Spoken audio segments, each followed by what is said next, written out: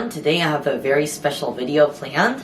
As you may know, DoubleTree recently released their famous cookie recipe, so I decided let's go ahead and make it today, so let's go ahead and get started now. First we're going to add our 2 sticks of butter. We're just going to go ahead and put this in a large bowl. What I find really interesting about this recipe is you kind of just mix the wet and dry ingredients together in one bowl, and you'll see what I mean by that in a little bit later. And you're also going to add our sugars. So this is brown sugar and white sugar. What I found kind of interesting is you use 3/4 cups of white sugar and a tablespoon of white sugar, and you also add 3/4 cup of brown sugar. So there's like slightly more white sugar than brown sugar, so I found that kind of interesting. It's kind of different. And now we're just going to go ahead and beat this up together and make sure it's very creamy. Now that our butter and sugar has been creamed together and is nice and fluffy, we're going to go ahead and add 2 large eggs to here. And we're also going to add 1 1/4 teaspoon vanilla extract and 1/4 teaspoon of lemon juice. I just decided to mix it together, that way we have less mess. So we're just going to want to go ahead and mix this up together.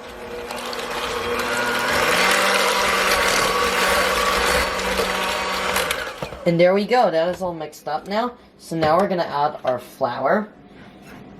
So right here we have 2 1/4 cups of all-purpose flour. And we also have 1/2 cup of rolled oats. We're just going to go ahead and add that all in. And we're also going to add some salt, baking soda, and cinnamon. This is 1/4 teaspoon of cinnamon, a teaspoon of baking soda, and a teaspoon of salt. And we're just going to go ahead and slowly mix this in with our beater.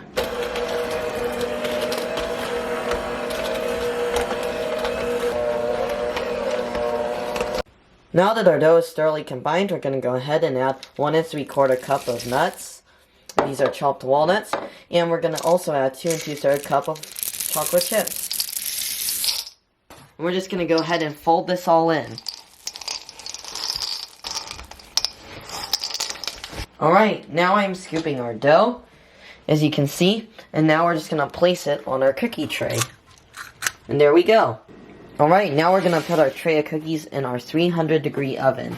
And we're going to bake it for around 20 to 23 minutes. I'm going to check it at 20 minutes. And there we go, let's just slide this in all the way. And I'm going to set our timer for 20 minutes now. Alright, it's been about 26 minutes now and the cookies look ready. I checked at 20 minutes and they still looked very anemic. So let's just go ahead and pull this out of the oven now. They smell amazing and wonderful. They have a very strong vanilla scent to them. Almost reminds me of the original DoubleTree cookie smell.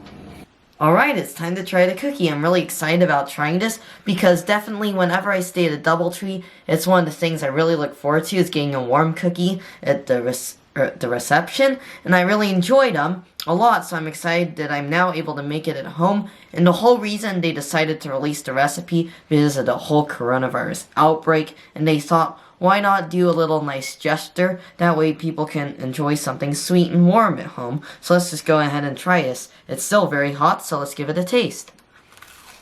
That was definitely hot and warm still. You know? It actually does kind of remind me of a DoubleTree cookie.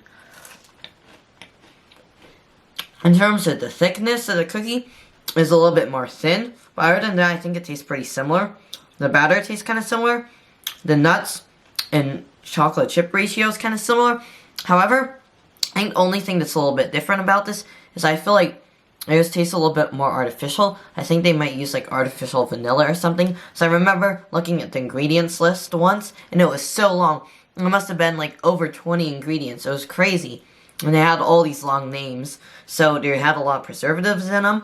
So they do taste a little bit different, but nonetheless, this one's very good. So I'd have to give it a 9 out of 10. So I really do recommend you make this DoubleTree recipe because I thoroughly enjoyed it.